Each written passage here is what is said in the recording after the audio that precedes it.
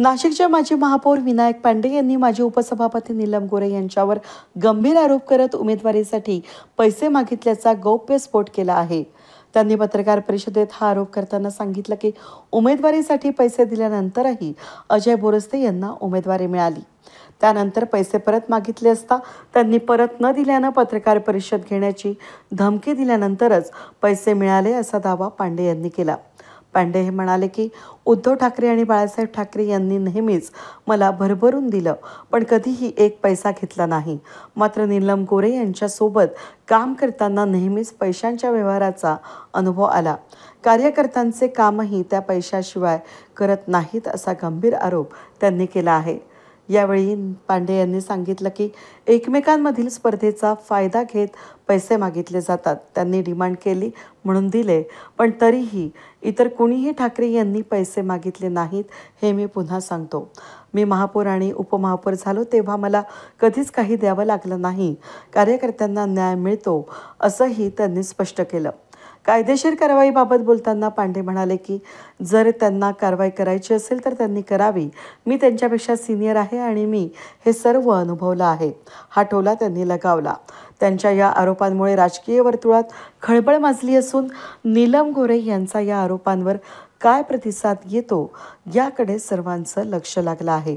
नाही, खरं तर 2014 ची विधानसभेची निवडणूक लागली आणि त्या निवडणुकीमध्ये मी आणि अजय बोरस्ते आम्ही दोघं मध्य नाशिक मधून इच्छुक होतो आणि दोघंही उमेदवारीसाठी प्रयत्न करीत होतो। तर नाशिक रोडला एक भैया बाहेती म्हणून नीलमताईंचा कार्यकर्ता होता। त्या भैया बाहेतींनी मला सांगितलं, भाऊ आपल्याला नीलमताईकडं तिकिटासाठी हे करायचं का?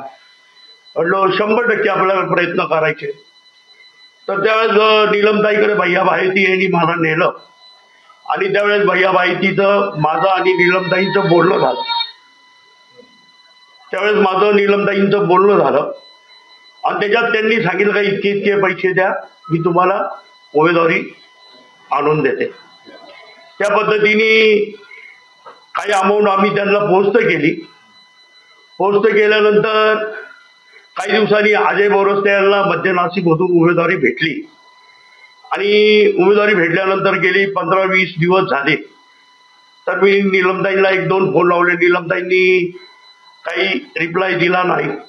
तर मग मी त्यांना सांगितलं, ताई असा विषय आहे, नाहीतर मग मी पत्रकार परिषद घेईल आणि पत्रकार परिषदेमध्ये हे सगळं मांडेल। त्यावेळेस त्यांनी मला सांगितलं का माणूस पाठवा आणि मी पैसे देते। त्या पद्धतीने मी असेल, आमचा संदेश फुले, राजेंद्र देसाई आम्ही तिघही तिथे गेलो आमदार निवासला मनोऱ्याला त्यांची गाडी आली, त्यांचा ड्रायव्हर आला, त्यातून मला त्यांनी माझे पैसे दिले, पण त्या पैशामध्ये पण काही अमाऊंट कमी दिली। अशा पद्धतीने त्यांनी माझ्याकडून तुम्ही त्यांना किती करू द्या ना, मी शिवसैनिक आहे, गेल्या 43 वर्षापासून काम करतो, त्यांना सुद्धा मी या पक्षात सिनियर आहे। काय आरोप केले तर त्याला देऊ, उत्तर देऊ आणि तुमच्या माध्यमातून उत्तर देऊ, याच्यात काही खोटं नाही। पण अशा पद्धतीचे आरोप खरं तर अनेक वर्ष होत शिवसेनेमध्ये की नाही मी तुमच्या पुढे उदाहरण फार मोठं आहे। मला 43 वर्ष झालेले, मी आजपर्यंत नया पैसाही मातोश्रीने माझ्याकडून घेतलेला नाही। मातोश्री नाही घेत, पण मग हे मधले जे हक्क आहेत, आता नीलमताईंनी पैसे घेतले पण मग ते पुढे कोणाकडे दिले माहित नाही मला। त्यांनी रिटर्न दिले म्हणजे त्यांच्याकडेच होते, ना। तुम्ही या संदर्भात त्यावेळेस उद्धव साहेबांशी काही बोललो होतं? नाही, साहेबांपर्यंत गेलोच नाही त्यावेळेस। फक्त त्यावेळेस तिकिटासाठी माझ्याबरोबर बबनराव घोलप पण हेमंत गोडसे माझ्याबरोबर होते। त्यांनी उद्धव साहेबांना सांगितलं होतं, जर तुम्हाला निवडून आणायचं असेल तर तिथं विनायक पांडे आणि शोसाठी द्यायचं असेल तर अजय बोरस्ते।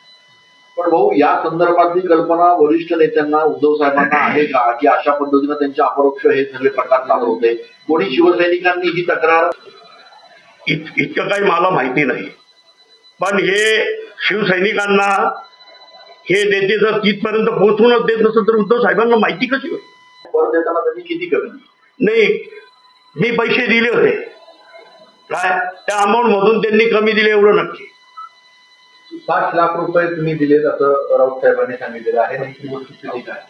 नाही, मी दिले ना पैसे, सांगतो ना, 100% पैसे दिले. आणि भैया बाहेरची मध्ये आमच्या मध्यस्थी होता आणि त्याच्या समोर पैसे दिले आणि त्या देतच नव्हत्या. मग मी सांगितलं पत्रकार परिषद घेऊन मी भूमिका मांडेल सगळे पत्रकारांना, सगळ्या महाराष्ट्राला कळेल. त्यावेळेस त्यांनी मला बोलवलं. मी आता संदेश पुढे साक्षीला आहे, देसाई साक्षीला, आम्ही तिघही गेलो आणि त्यावेळेस आचारसंहिता होती. आचारसंहितेमध्ये ते पैसे काही अमाऊंट कमी दिले आणि पैसे बाकीचे रिटर्न दिले त्यांनी. आपण नाशिकचे महापौर पण होतात, जिल्हा प्रशासन पैसे घेतले अशी माहिती आहे? नाही, मुळात एक सांगतो, मी शिवसेनेचा शहर प्रमुख 7 वर्ष होतो, 7 वर्ष जिल्हा प्रमुख होतो, उपमहापौर होतो, महापौर होतो. पण शिवसेना प्रमुख असेल का उद्धव साहेब असेल, कधी माझ्याकडून पदासाठी 1 रुपया सुद्धा मागितलेला नाहीये. फक्त त्यांनी एवढं बघितलं का एक चांगलं काम करतो, चांगलं डॅशिंग कार्यकर्ता आहे म्हणून त्यांनी मला सतत ही पदं देत गेले. आणि माझ्यावर म्हणजे शिवसेनेमध्ये एवढं मला जे दिलं ते भरभरून उद्धव साहेबांनी बाळासाहेबांनी दिलेलं आहे. कधी माझ्याकडून नया पैसा सुद्धा घेतला नाही त्यांनी. पण नक्की सांग, विधानसभेच्या निवडणुकीत ह्या बाईंनी माझ्याकडून पैसे घेतले नाही. स्पर्धा होती ना, इकडे अजय बरोस्तेला, इकडे मी होतो. या स्पर्धेमुळे ते हे लोक फायदा घेतात. पण काय म्हणतात निलम गोरे तुमची? ते बोले ना तिकीट 100% देते मी करून तुझं. मग मिळालं नाही, तिकीट नाही मिळालं. अजय बरोस्ते न मिळालं त्यावेळेस. त्यांनी पैसे कोणाला देणार, कोण काम करणार ते बोलल्या तर काहीच नाही त्यावर. त्यांनी डिमांड केली, त्यांना पैसे दिले. मी तुम्हाला सांगतो ना, ज्यावेळेस मी शहर प्रमुख झालो, जिल्हा प्रमुख झालो, उपमहापौर झालो, महापौर झालो, म्हणजे बाळासाहेब असेल का उद्धव साहेब असेल, मी आधीही सांगितलंय माझ्याकडून कधी रुपया सुद्धा मागितलेला नाहीये. आणि ठाकरेंच्या इथं अशा गोष्टी घडत नाही. मातोश्री एक आमचं पवित्र स्थान आहे, तिथं पवित्र आमचे म्हणजे दैवत बसलेलं आहे आणि अशा पद्धतीने ते कामं होत नाही. माझ्यासारख्या अशा राज्यामध्ये अनेक प्रसंग आहेत, अनेक कार्यकर्ते पुढे येतील आणि सांगतील या बाईंनी काय काय केलेलं आहे. आपण पुण्याचं पण अशोक हारणार जो गटनेता होता त्याचं सुद्धा ऐकलं, त्याच्याकडून सुद्धा अशाच प्रकारे पैसे वसूल केलेले. म्हणून या ठिकाणी सांगतो का, मुळात त्यांनी जो विषय मांडला दिल्लीत, तो विषय मांडण्याचं व्यासपीठ नव्हतं, ते मराठी साहित्य संमेलन होतं. तिथं मराठी साहित्याविषयी आपली भूमिका मांडायला पाहिजे होती. ती भूमिका त्या बाईला मांडता येत नाही आणि खरोखर त्या बाईची क्यू येते आम्हाला. पण या सगळ्या अनेक नेते पुढे येतील, महाराष्ट्रातले अनेक नेते पुढे येतील. पैशाच्या व्यवहाराशिवाय ही बाई पुढे कार्यकर्त्यांना न्याय द्यायची नाही, हे एवढं सत्य आहे. शिवसेनेचे उद्धव ठाकरे आणि निलम गोरे आणि मधल्यामध्ये हे सगळे उद्योग करायचे असा काही नेत्यांचा आरोप आहे. नाही, मला तर मातोश्रीचे दरवाजे कायम खुलले. लहानपणापासून मला 43 वर्ष झाले मी शिवसेनेत काम करतोय. बाळासाहेबांबरोबर काम केलेलं, उद्धव साहेबांबरोबर पण काम करतोय मी. पण एक सांगतो, मला मातोश्रीचे दरवाजे कायम खुलले.